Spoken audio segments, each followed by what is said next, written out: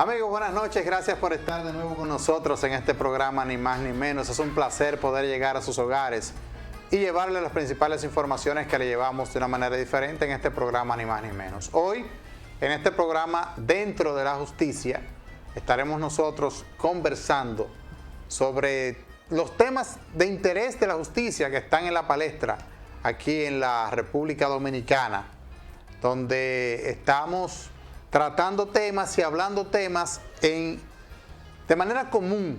Todo el mundo, usted sabe que ya con esto de las redes sociales, de que todo el mundo tiene acceso a estar compartiendo informaciones y todo eso, repetimos cosas a veces sin tener ese manejo, pero aquí nosotros estamos en este programa para llevarle un poco de luz y aprender junto con ustedes este manejo de la justicia en la República Dominicana. Programa especial en este día, recordándoles que es una producción de Ramón Arturo Méndez y Zarzuela.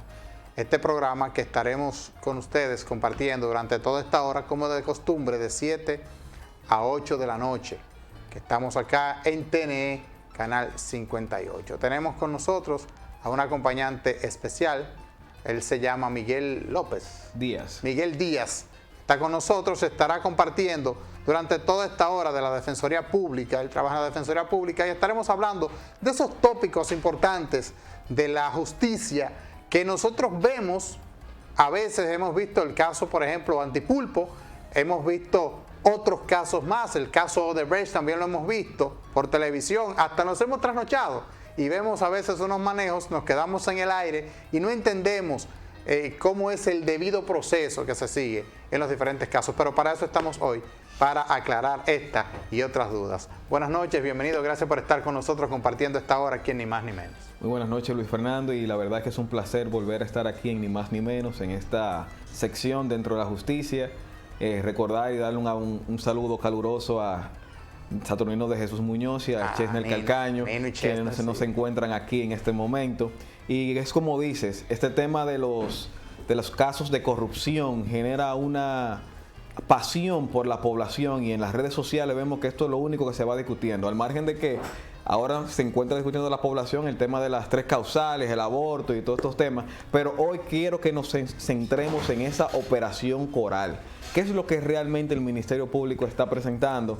¿Qué es lo que realmente se debe hacer en esta etapa inicial de ese proceso, en una medida de coerción? Y que hablemos un poco sobre el lavado de activos. Creo que esto será de mucho interés para los abogados y fiscales que puedan estar viéndonos y la población en general, para que no opinen a la ligera sobre estos temas tan importantes por lo que atraviesa nuestra sociedad actualmente. Es delicado porque este tema tiene un matiz obviamente político. Entonces la sociedad está demandando justicia. La sociedad quiere sangre, la sociedad quiere condenas, la sociedad quiere que metan presos a los corruptos. Pero la sociedad debe entender que por el simple hecho de que a mí me sometan a la justicia, eso no quiere decir que yo ya sea culpable. Y nosotros tenemos un problema aquí en la justicia dominicana, que es lo que yo siempre he mencionado, que son las condenas sociales. Aquí a mí me someten a la justicia, mire que usted tuvo una relación económica con tal persona que esté involucrada con esto, me someten, me presentan ante los medios, me llevan allí a un juicio, no hay pruebas suficientes, me descargan al final, pero ante la sociedad no me descarga nadie. Es decir, ante la sociedad yo tengo una condena y donde quiera que llegue, sucedió de que quizás fue que yo tuve buenas relaciones, que el gobierno, que llegue a un acuerdo, lo que sea. La gente no piensa al final que fue que yo no tuve la justicia, que no se manejó como debía manejarse.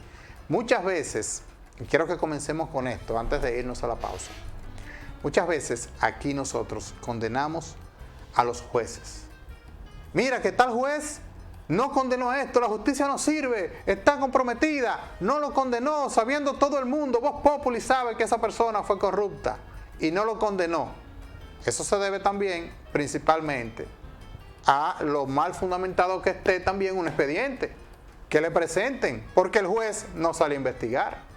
El juez lo que sale es simplemente a valorar las pruebas que le presentan de la investigación que hiciera el Ministerio Público.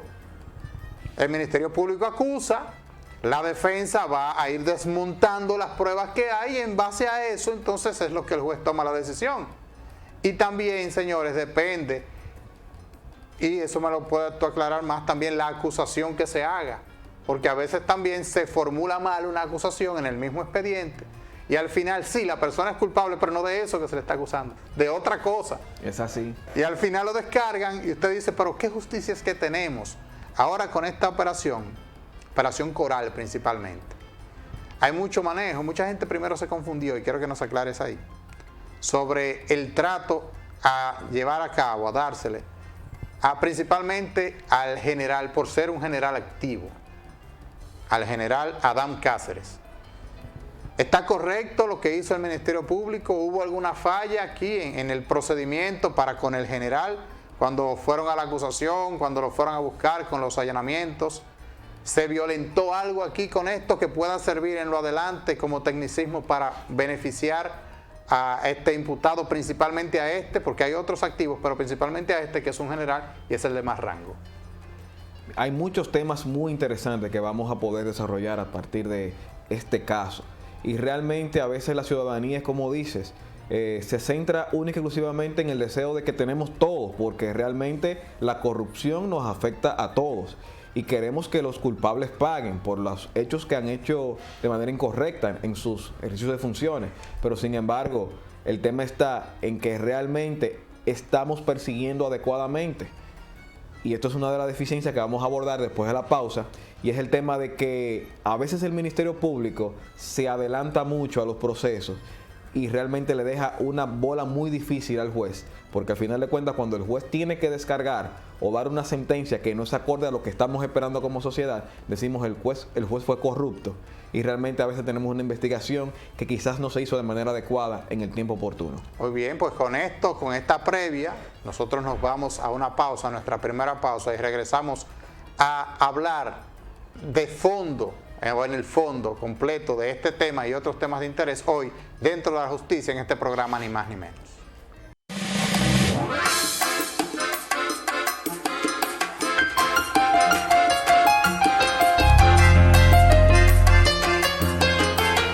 Gracias por seguir con nosotros en Ni Más Ni Menos hoy dentro de la justicia. Vamos a hablar del caso Coral, que es el caso que está ahora en la palestra a nivel de justicia, a nivel nacional. Ya se hicieron 27 allanamientos de manera simultánea. Ya hay unas 14 personas vinculadas de manera directa en este caso. Dice el Ministerio Público que en lo adelante posiblemente vengan más allanamientos, es probable que vengan más personas. Ya hasta hay renuncias en el gobierno. ¿Qué procede de aquí en adelante? ¿Cuál es el procedimiento ahora de que las personas están detenidas, de que ahora le van a conocer medidas de coerción? ¿Qué es lo que procede en este caso que está iniciando ahora Coral aquí en la República Dominicana? Mira, Luis Fernando, realmente esto es un caso sin precedentes. No recuerdo históricamente que se haya hecho un proceso donde tantos militares estén siendo sometidos a la justicia. Y esto genera una tensión porque realmente existe en el país siempre un poder económico, un poder político y un poder militar. Y el hecho de que el Ministerio Público haya sometido a tantos militares activos genera una presión tremenda. Aunque quizás la mayoría de nosotros que estamos comúnmente en la sociedad no sabemos qué se maneja dentro del ejército, dentro de las Fuerzas Armadas, pero realmente esto genera una tensión grande al Estado. Ahora mismo, como bien decías, 27 allanamientos. Muchas personas detenidas y próximamente solicitarse medida de coerción. Y hay algo que es importante que aclaremos, porque realmente la mayoría de abogados que también están en la comunicación suelen a veces, muchos informar y otros desinformar a la población sobre qué es lo que realmente procede en este tipo de casos. Ahora mismo el Ministerio Público está solicitando, y esa solicitud incluso la hemos tenido algunos abogados, algunos fiscales, la hemos podido ver, le está solicitando a estos imputados una medida de coerción consistente en la prisión preventiva. Pero ahora viene lo siguiente: la mayoría de personas entiende que lo que ha armado el Ministerio Público, y preciso sea de paso, es una solicitud mucho más cargada, con muchos más elementos de prueba, incluso mucho más sostenida que la que se hizo en el caso Antipulpo. Pero al margen de ello, ¿qué podemos decir? Es una medida de coerción, Una medida de coerción tiene como objeto para la población, para los que no son abogados, es asegurar que la persona se presente al proceso y que en el proceso, luego de pasar por una etapa preliminar donde se discutan las pruebas y luego cuando llegue un juicio donde se determine culpabilidad, se decida si esa persona es culpable o inocente. El principal motivo por el cual se solicita medida de coerción es para asegurar que esa persona se presente y no se escape. A lo que se le llama en la doctrina periculum in mora o peligro de fuga. Sin embargo, también con la modernidad, la expansión de la criminalidad y esta nueva forma de criminalidad organizada, delitos de corrupción, se ha generado otros efectos a tomar en cuenta para disponer de una medida de coerción. Y es también el peligro de la investigación. Cuando la investigación corre peligro, es necesario que quizás se ate esta persona, que esta persona pueda ser controlada.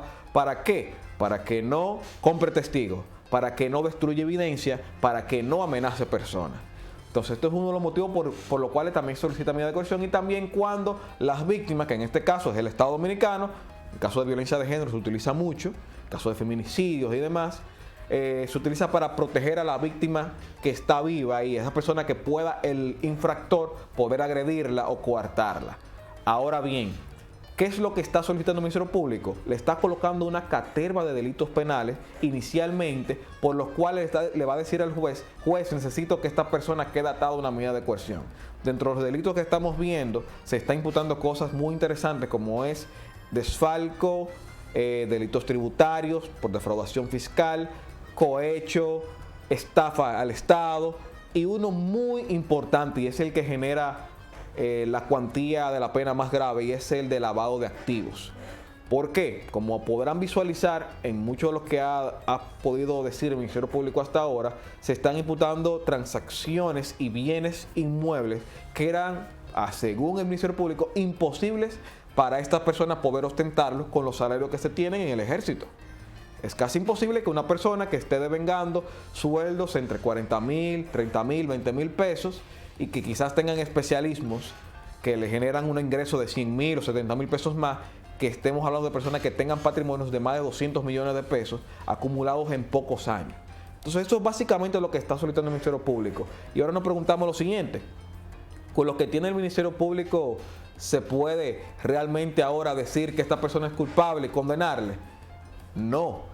El Ministerio Público lo que está haciendo ahora es diciéndole al juez, mire, yo quiero que usted me asegure que esta persona va a enfrentar el proceso. Por lo tanto, ese juez que va a conocer esa medida de coerción tiene 7 medidas distintas para poder aplicarle a estas personas que están investigando. Una de ellas, presentación periódica. Una de ellas puede ser una garantía económica, una fianza, como se conoce normalmente. Una de ellas puede ser la obligación de impedimento de salir del país. Por igual, otra puede ser una prisión domiciliaria. No necesariamente tiene que ser la prisión preventiva, que es la más gravosa de todas. Ahora bien, el Ministerio Público está solicitando esa. ¿Qué pasa con la población? Y esto es lo que genera mucha discusión con las personas. Es el hecho de que cuando viene el juez y dicta otra medida que no sea la prisión preventiva, hay las siguientes respuestas en la sociedad. No, esta persona hay impunidad. Esta persona quedó libre, lo mandaron para su casa, aquí no hubo justicia, el juez se vendió, el juez cogió dinero y un sinnúmero de cosas que realmente no tienen que ver con lo que realmente se está discutiendo ahora. Lo que se va a discutir ahora es si esa persona puede presentarse. A diferencia del caso Antipulpo, yo puedo decir algunas cosas muy interesantes aquí, y es el hecho de que hay una particularidad con estas personas, y es que estaban activos. Muchos de estos eran militares activos. Realmente tienen un poder en estas instituciones actualmente fáctico. Y esto es un punto a favor que quizás pueda potencializar la Fiscalía en su solicitud de medida de coerción. Sin embargo, esperamos que no se vea lo que pasó en esa audiencia de la medida Antipulpo, donde se quiso transformar eso en un juicio de fondo. Por Dios. Y filosofando y hablando de los filósofos de aquel... No voy a filosofar, pero habló de todos los filósofos habidos y por haber. Y la gente vio aquí y se trataron pruebas. No, porque usted hizo esta transacción y usted hizo la otra. Y estaba solamente conociendo la medida de coerción. Es así. Este caso, ¿qué significa? Yo creo que tú lo expliques a la sociedad. ¿Qué significa otra solicitud que está haciendo el Ministerio Público de que sea declarado complejo? ¿Qué implicaciones tiene de que sea declarado complejo un caso en específico, el caso Coral? Mira, esto es un procedimiento que tiene el Código Procesal Penal cuando se dan ciertos requisitos. Requisitos cuando viene a ver cuando son multiplicidad de pruebas, multiplicidad de sujetos activos, es decir, de imputados, y cuando se hace más compleja la investigación. Esto genera que se puedan duplicar los plazos procesales. Es decir, cuando el Ministerio Público solicita medida de coerción, se ata una camisa de fuerza. Y esto es quizás lo que discutía incluso con Chesnel antes de venir aquí al programa, y era el hecho de si le convenía realmente en este preciso momento al Ministerio Público solicitar medida de coerción. Porque miren qué es lo que pasa. El Ministerio Público se ata desde que solicita medida de coerción a 3 meses para presentar una acusación. Y si lo declaran complejo el proceso, se duplican los plazos, con una posibilidad de solicitar una prórroga antes de vencido el plazo de 2 meses. Es decir, que el Ministerio Público se está jugando a que tenga que investigar este proceso y presentar las pruebas certeras que puedan demostrar, más allá de toda duda razonable, que estas personas han cometido esos hechos entre 3 a 8 meses. Y miren, yo les voy a decir lo siguiente. Aquí es un tema donde estamos no solamente analizando que si una persona le disparó a otra, que si le encontraron droga, que si realmente se robó este celular y lo colocó en un lugar. Estamos hablando de delitos financieros. ¿Qué requiere esto de entrada? Auditorías.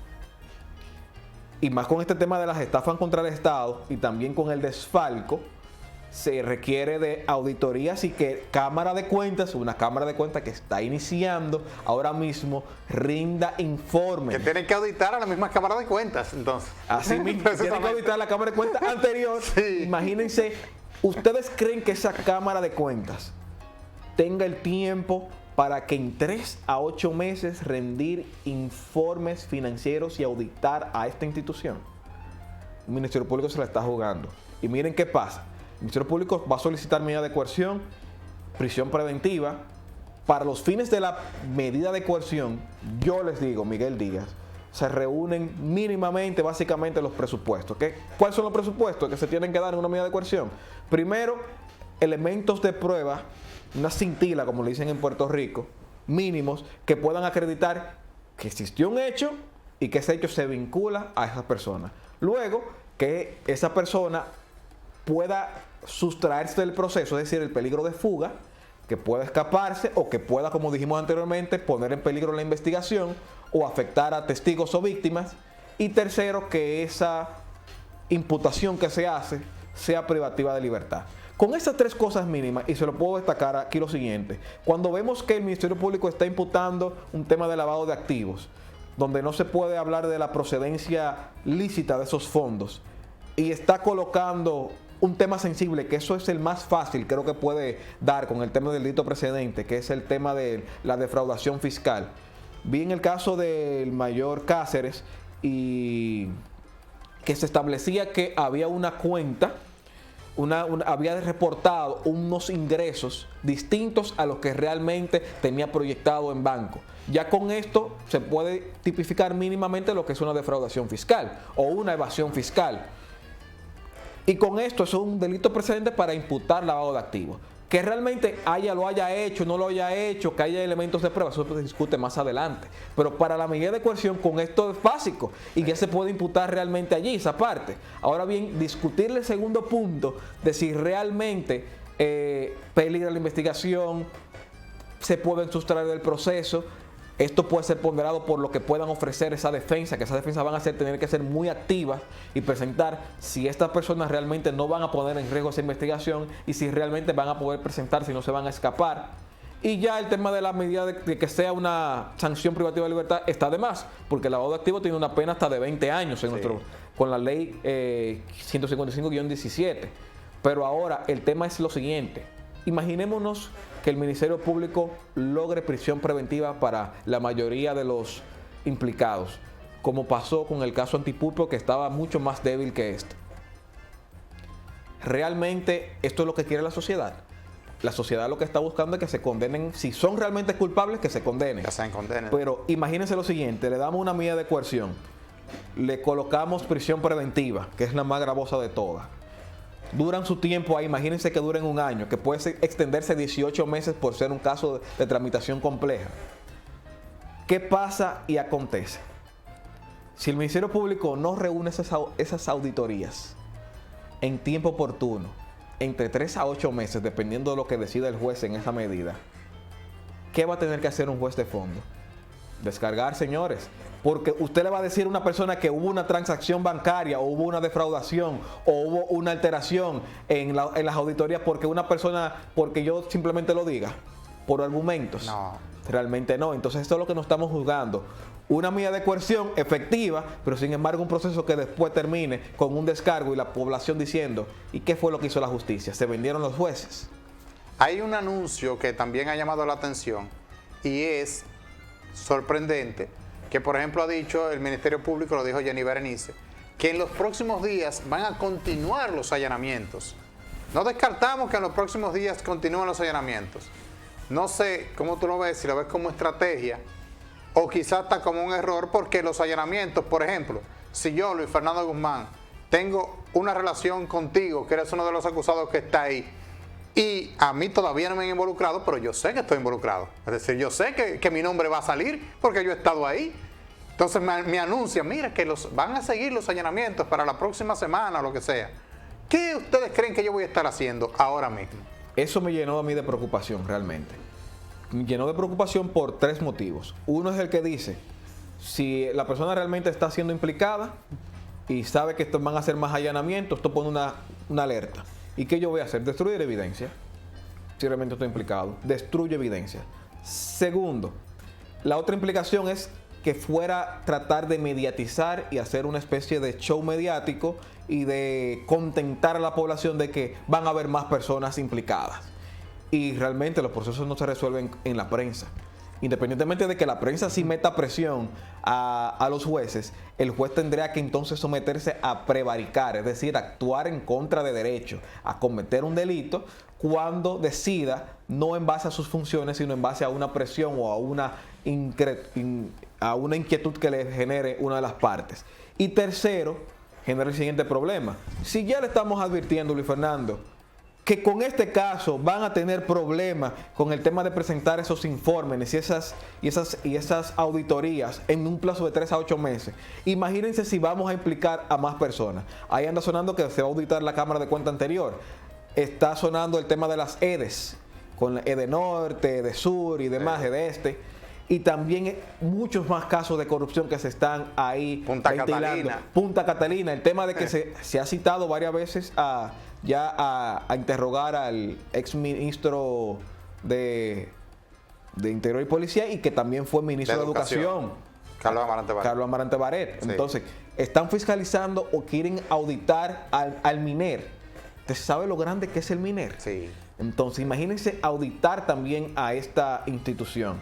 Lo que estamos diciendo es, el Ministerio Público, desde mi punto de vista particular, si ya ha recabado tantas informaciones como lo he podido ver en esa solicitud de medida de coerción, ¿por qué no esperar un poco más? Decirle a la Cámara de Cuentas, miren, háganme esta auditoría con tiempo. Y a partir de allí entonces, presentar acusación. No hay que presentarme, no es cierto lo que a veces quieren muchos abogados, que para iniciar un proceso penal hay que solicitar medida de coerción y ya. Y si no se solicita medida de coerción, no inicia el proceso penal. Usted puede válidamente solicitar medida de acusación ahí mismo y que las partes se preparen para una audiencia preliminar. Recuerdo de referencia que el antiguo procurador de la Procuraduría Especializada de Delitos de Alta Tecnología, la PEDATEC, John Henry, que ahora mismo está en la Procuraduría Especializada de Medio Ambiente, él mismo tenía esa filosofía en la PEDATEC de presentar solicitud de medida de coerción y acusación. Tenía todo listo. Esto generaba un doble efecto en las partes. Primero, el imputado desconocía realmente que se estaba investigando y los allanamientos eran más efectivos. Porque la persona no estaba pendiente, mira, me van a atrapar aquí, me van a generar esto, y lo agarraban de sorpresa. Y no solamente lo agarraban de sorpresa, decían, mira, tenemos todo esto aquí, prepárate para conocer la audiencia preliminar. ¿Qué hacía la defensa? El corredero. Porque ¿qué voy a investigar con 5 días? Que es lo que establece el Código Procesal Penal, que tiene las partes para presentar escrito de defensa. ¿Qué usted va a encontrar en 5 días? a veces fallamos como en la política criminal que estamos instrumentando, y realmente esto va a pagarle factura al Ministerio Público. Y por ello temo a que quizás estos casos que no han generado indignación a todos, porque cuando estamos hablando de tantos miles de millones de pesos y que se dicen que hay muchos más por allí, entonces esto no genera la preocupación a los ciudadanos. ¿Por qué no se invirtió este dinero en las necesidades básicas que tenemos todos los dominicanos? ¿Por qué un grupo lo adquirió? Este caso, principalmente el Coral, es un caso que por sí, por demás, es complejo por el caso que es. Porque estamos hablando de que quien lo comanda, quien aparece como cabecilla, es una persona que no tuvo un cargo administrativo en el gobierno. Es decir, él estaba como el jefe militar del expresidente solamente. Es decir, no es una persona que manejara una institución a la cual tú puedes ir a hacer una auditoría a la institución como tal. Es decir, que es más difícil la auditoría. Mucho más difícil. Si yo voy a una institución dice, no, porque esta institución tiene que manejar estos recursos, manejo estos recursos, déjame ver cómo compro aquí, cómo gasto aquí, cómo contrato por allá. Pero en este caso no es así. Es una persona que manejó unos recursos que quizás no debió haber manejado. Hablan de más de 3.000 millones de pesos que manejó durante 8 años, es lo que dice la acusación, y que esta persona de una manera u otra manejó eso y muchas personas involucradas precisamente por eso. Entonces, por eso viene esa complejidad en este caso Coral que tenemos ahora aquí en la República Dominicana. Y yo me pregunto, el Ministerio Público que se está metiendo de manera simultánea en estos casos, cuando hay otros casos sonoros también, Vox Populi sonoros como algunos que mencionaste y otros más que hay, ¿está en capacidad del Ministerio Público para poder llevar de manera simultánea casos sin precedentes en la República Dominicana, como es el Coral, como es el caso Antipulpo y como son otros casos como el de la Cámara de Cuentas, por ejemplo? Te estoy hablando de 3 casos ya de manera simultánea, sin mencionar los demás que han sonado y no han comenzado todavía, que deben estar en fase de investigación. ¿Está en capacidad el Ministerio Público para llevarlos de manera simultánea? Mira, de verdad que el Ministerio Público cuenta con muchas personas preparadas y eso no lo podemos discutir, y personas que quizás puedan enfrentar este tipo de casos. Sin embargo, el hecho de que tengan capacidad como litigantes, como fiscales, no quiere decir que estén preparados para asumir esa carga, todos estos procesos, porque mire, un proceso de corrupción, un proceso de criminalidad organizada, un proceso donde se esté hablando de delitos económicos, no es lo mismo que investigar un caso de homicidio, no es lo mismo que investigar un caso de violencia de género. Son más complejos y el Ministerio Público requiere incluso de asesoría especializada, es decir, personas que sepan de auditoría, contadores, expertos financieros, porque realmente, simple y llanamente, con pruebas testimoniales o una persona que quizás haya sido coartada o presionada, mira, declara que tú eres un imputado y declara por favor para que tú involucres a tu superior, y si no, tú vas en el paquete, y con eso querer quizás probar tipos penales que son más complejos, como el desfalco, la estafa. Y por ahí se habla de algo que es novedoso. Hemos visto que por lo general lo que se suele hacer en este tipo de instituciones es que se destinen, que se compró algo y no se compró, que se destinaron unos fondos para, o sea, se sobrevalúan algunas cosas de insumos. Sin embargo, se está diciendo que se contrataban personas que iban a trabajar, a cumplir con su horario de trabajo, realizaban sus funciones, sí. Y que de su sueldo ellos tienen que destinarle una parte de su sueldo al superior. Pero ahora yo me pregunto, ¿cómo demostramos eso? Exactamente, por ejemplo. Porque simplemente alguien lo diga. No, porque, por ejemplo, está ocurriendo, sí, y alguien lo va a decir, pero ¿qué prueba hay? Es decir, después que tú cobras tu dinero, si tú quieres regalarme la mitad a mí, porque yo puedo alegar eso. Ah, no, él cobra 10,000 pesos y me regala 5,000 todos los meses. Eso es un acuerdo entre tú y yo. Pero entonces tú decís, no, es que él me tiene cohesionado para... No, él me está regalando eso. ¿De qué manera se demuestra esa situación? Por eso te decía que es complejo, porque no es una institución donde tú me dices a mí, mira, que este dinero que se fue, no, son personas que se nombraron, que están trabajando, ni siquiera son de las famosas botellas. Son personas que están cumpliendo una función, que están ahí, que ganan un salario, que se le está pagando el salario, y de ese salario ellos le dan una parte. Es lo que dice la acusación, ¿eh? Le dan una parte a esta persona. De hecho, la acusación dice que en esa institución de las que se habla que están haciendo eso, hasta febrero pasado estaba ocurriendo eso. Hasta febrero pasado, es decir, incluso ahora, en este gobierno, hace un mes y algo. Así es. Un mes y algo que estaba ocurriendo esta situación. Es decir, que es muy complejo, es tu palabra contra la mía, lo que tú dices contra lo que yo digo. No, porque puede ser, mira, pero todas estas personas donaron, bueno, pero imagínate, tienen una iglesia como pantalla. En la iglesia, ¿qué se hace? Se da una ofrenda. Y yo puedo decir, no, pero yo doy el tanto por ciento de ofrenda para la iglesia, de mi dinero. ¿Qué es el diezmo? Sí, imagínense. el diezmo. Esto no es fácil, realmente. Y por eso, miren, y no desmérito el trabajo que quizás esté haciendo el PEPCA actualmente, porque me cuentan que hay personas allí que están amaneciendo, y eso es una prueba de, por ejemplo, esta solicitud de medida que bastante cargada está, pero sin embargo no van a dar abasto para poder manejar todos los casos que se están ventilando y que dicen que van a seguir investigando. Les dije, 3 a 8 meses para hacer auditoría es muy difícil, y aparte agregar más auditorías, más procesos, más personas a las cuales hay que investigar, más estados financieros de las personas, más declaraciones juradas a investigar. Cada uno de esos elementos de prueba tienen que ser investigados. Pero estamos ahora en una medida de coerción, dirá el Ministerio Público. Bueno, tenemos el gato entre las fundas. Podemos solicitarle medida de coerción y quizás nos van a dar prisión preventiva, porque tenemos todo esto y vamos a saturar al juez con toda esta información. Y realmente por una medida de coerción es suficiente. Pero el tema está preparado el Ministerio Público para, a partir de allí, no solamente someter a esta persona, a arrestarlos y darle una prisión preventiva, sino también para que luego, si es cierto, como se está presentando en teoría fáctica, poder generarle una condena. Del hecho al hecho hay mucho trecho.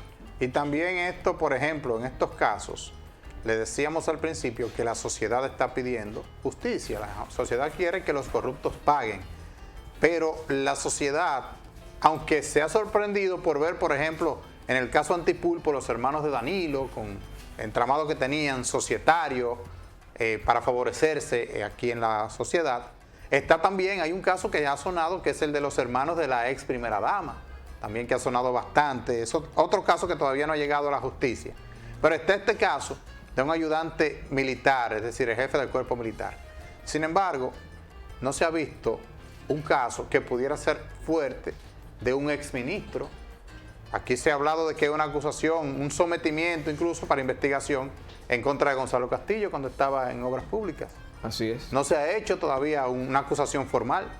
Aquí está, como tú mencionabas, al ex ministro de Educación, el ministro de Interior y Policía. No se ha hecho una acusación formal. Aquí se ha hablado populi del mismo José Ramón Peralta. No se ha hecho una acusación formal. Te estoy hablando de personas que manejaron de una manera formal instituciones donde la investigación pudiera ser más fácil y más ágil, porque hay mecanismos que hay que cumplir, que si ya no lo cumplieron ya inmediatamente, ya eso es un ilícito penal. Porque aquí nosotros también nos confundimos. Corrupción no es solamente usted coger un dinero para usted y robárselo. También usted malversar un dinero que usted tiene que administrar de una manera y no lo administró bien, dinero del erario, eso también es corrupción aquí. Entonces la gente a veces no entiende y dice, no, pero yo no me robé ni un peso, pero malversaste un dinero. Yo tenía que pagarte a ti 100 pesos de una factura, pero tú ni me mandaste la factura como era, ni nada. Yo te di los 100 pesos de mi bolsillo. Así tomo, porque son 100 pesos. Eso es malversación. Y yo te di un dinero por algo que tú me contrataste y te pagué exactamente lo que era. Y hay corrupción.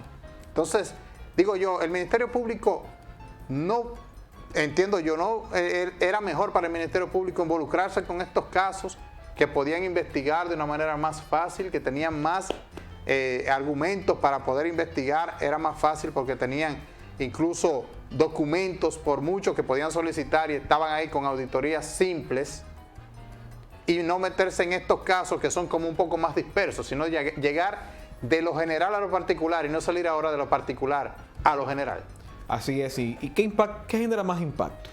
Realmente, una institución que maneja miles de millones de pesos y de recursos del erario público, a simplemente investigar a militares, que quizás, y no estoy con esto desmeritando que esto esté mal, que lo que está presumiendo el Ministerio Público que ha ocurrido, que está diciendo inicialmente esté bien, no lo voy a justificar. Sin embargo, si no tenemos los recursos para investigar todos estos procesos, entonces vamos a enfocar fuerzas en las personas que quizás realmente han afectado más y luego vamos a ir atacando los demás sectores. Y mira, te voy a decir algo, este tema puede desatar una caja de Pandora que nadie se ha querido meter en la República Dominicana, porque aquí hablamos mucho de corrupción pública, pero aquí no hablamos de corrupción privada, aquí no hablamos de los empresarios, aquí no hablamos de las entidades de intermediación financiera. Señores, tenemos una ley de lavado de activos muy interesante,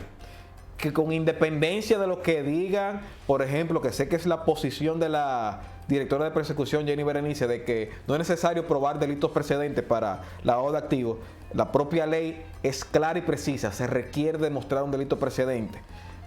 Y por eso es donde van a tener más problemas allí, salvo por la defraudación fiscal. Pero aquí hay un tema, que la misma ley que te da esos requisitos para configurar el lavado de activos, también te genera lo que son los sujetos obligados. ¿Y quiénes son esos sujetos obligados? Son personas que están llamadas, o entidades, que están llamadas a ser entes de fiscalización y alerta. Algunas públicas, otras privadas. Los bancos. Y miren lo siguiente, cuando usted va a hacer una transacción de más de 500,000 pesos en un banco, lo primero que le está diciendo el banco es lo siguiente: ¿de dónde provinieron esos fondos? Deme un aval de dónde vinieron. ¿Fue una venta? ¿Fueron unos ingresos? ¿Fue un servicio? ¿De dónde vinieron esos fondos? Sí. Cuando usted va a tomar un préstamo, el banco le pide a usted ciertos requisitos para demostrar de dónde usted va a pagar esas cuotas y si realmente usted tiene la capacidad adquisitiva para poder pagarlos.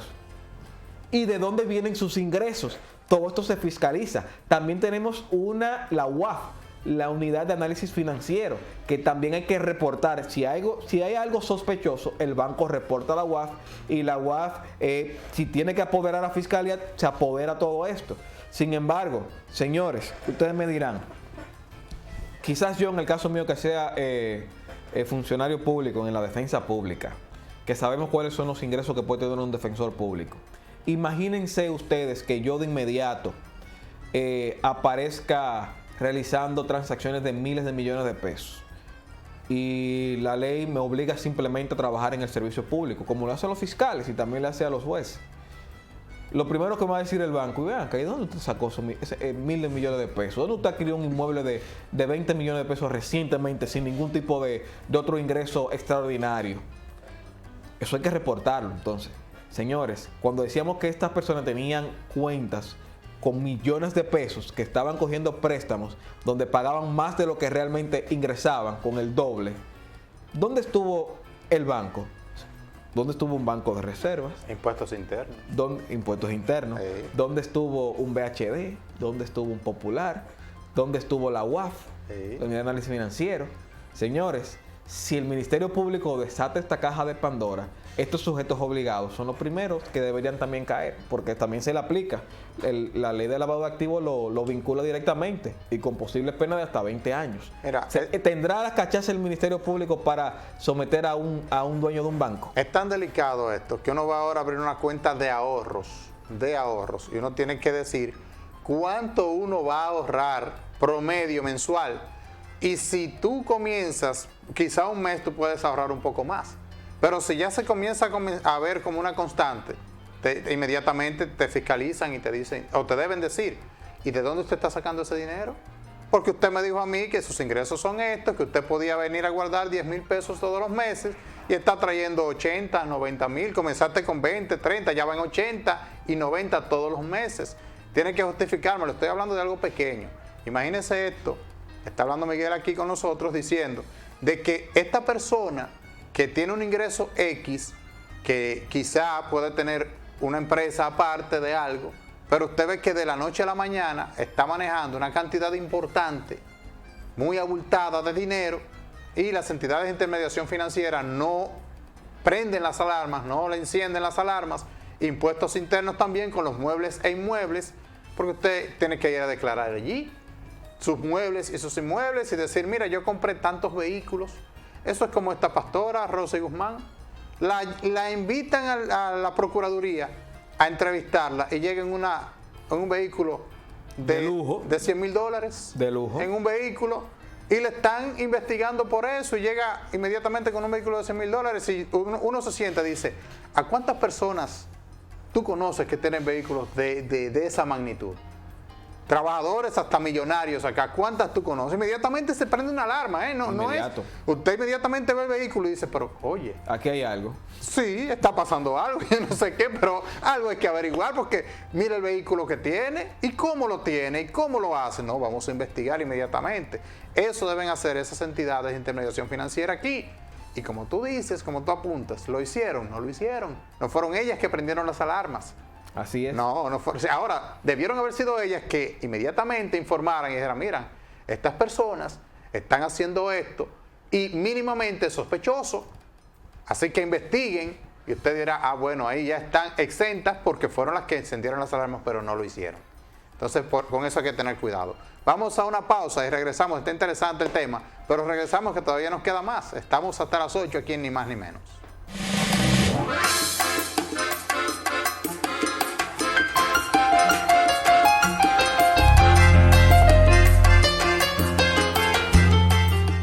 Gracias por continuar con nosotros en Ni Más Ni Menos. Hoy hablando dentro de la justicia, hablando de estos casos, principalmente el caso Coral, que está en la palestra pública, y el manejo del Ministerio Público y también las personas que están involucradas, porque es especial, porque están involucrados militares principalmente. Miguel, sobre los militares que están involucrados, ¿es especial el trato a los militares cuando pasan por el Estado en esas altas esferas, por ejemplo, como ese jefe del Cuerpo de Seguridad del expresidente Danilo Medina? La investigación para ellos es una investigación especial, diferente a la que se haría a un civil que fuera ministro, que fuera director general o que estuviera cerca, pero que no tuviera esa investidura militar que tienen estos implicados. Mira, es muy interesante la pregunta que haces, y es el hecho de que cuando nos vamos a la ley de lavado de activos, genera ciertas alertas, y esto lo vamos a ir reflejando cuando ustedes como ciudadanos normales han ido a un banco a solicitar un producto, sea una tarjeta de crédito o un préstamo. Si ustedes se fijan, hay varias preguntas que le hacen y que el banco les establece en ese formulario para temas de prevención de lavado de activos. Le dice a ustedes su procedencia, su ingreso, pero luego le pregunta si usted ha sido servidor público, o si usted ha llegado a un político, o si usted tiene o tiene un familiar político. Todo esto se lo pregunta porque es que la propia ley de lavado de activos genera una especial atención a estas personas, a los servidores públicos. ¿Por qué? Porque dicen que son personas de peligro, es decir, son personas que pueden realizar ciertas transacciones de peligro y por lo tanto requieren mayor atención. Por lo tanto, las entidades de intermediación financiera son más rigurosas con las personas que están vinculadas al sector público y también con aquellas personas que están en cargos selectivos, porque realmente comprometen más su responsabilidad cuando no lo fiscalizan. No es lo mismo que un ciudadano de a pie normal vaya y haga una transacción de 50,000 pesos al banco a que la haga realmente un funcionario público. Esto genera una alerta inmediata y esto debe ser reportado a la UAF. Pero sin embargo, esto es lo que nos sigue llamando la atención. ¿Cómo es que todo esto realmente pasaba y no se generaron? Y si se generaron, ¿por qué no llegaron a un mayor curso? Porque puede ser que el propio banco haya reportado a la unidad de análisis financiero. Pero ¿qué hizo la unidad de análisis financiero con ello? ¿Qué hizo la fiscalía con eso en todo ese tiempo? Teníamos que esperar a llegar a este momento, a un cambio de gobierno para generar este tipo de cosas. Y si realmente se está haciendo ahora, porque se dijo que todavía en este gobierno se estaba haciéndose. Esta es la visión que ha dado la Fiscalía, de que todavía hasta febrero se seguían haciendo transacciones. ¿Y cómo era que sucedía sin que se hicieran los reportes correspondientes? Cuando tenemos nuevas autoridades, cuando ha habido un cambio de gobierno. Bueno, esta situación compleja, de hecho es compleja. El Ministerio Público ha declarado complejidad, va a pedir una complejidad para este caso. Sin embargo, el caso en realidad es complejo por la motivación que tiene, por los protagonistas que tiene. Yo no escuché nunca hablar a Adán Cáceres. Yo no sé si tú lo escuchaste alguna vez hablando. Yo nunca lo escuché, pero si usted busca cualquier imagen de Danilo, él estaba atrás. Cualquier imagen de Danilo siempre, él estuvo ahí porque ese era su trabajo, estar ahí con Danilo. Nos sorprendió en el momento de la acusación de que manejara incluso tanto dinero. Yo me sorprendí por la cantidad exorbitante de 3.000 millones de pesos que manejara ese señor sin manejar una cartera, sin haber sido ministro de nada, sin haber sido encargado de nada, más que de la seguridad del presidente o del expresidente Danilo Medina. Pero estos son de los casos en que la gente quiere ver también la acusación y darse cuenta finalmente si de verdad hubo corrupción, que haya una intención real de conseguir condenas aquí en la República Dominicana. A nosotros se nos terminó el tiempo, lamentablemente, Miguel Díaz, que ha estado con nosotros.